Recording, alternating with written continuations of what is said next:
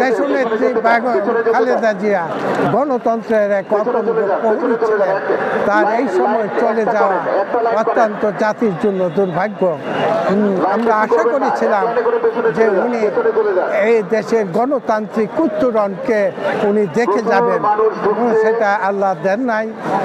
যাই হোক, তবু আমরা আজকে এই জানাজায় অংশগ্রহণ করার জন্য এসেছি। ওনার প্রতি শ্রদ্ধা, ওনার আত্মার মাগফিরাত কামনা করার জন্য আমরা মহান আল্লাহর কাছে ওনার এই আত্মার শান্তি চাই।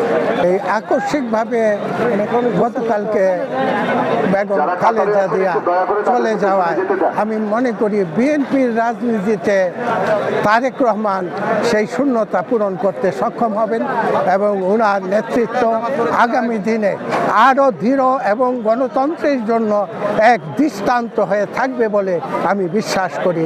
উনি ইতিমধ্যে একটি ইউরোপের থেকে গণতন্ত্র এবং সুস্থ ধারার রাজনীতিকে উনি রপ্ত করে এসেছেন। এখন উনি আগের চেয়ে অনেক পরিপক্ক। আশা করি উনি আগামী দিনে এই দেশের নেতৃত্ব সুন্দরভাবে দিবেন এবং পরিপূর্ণ সফল হবেন।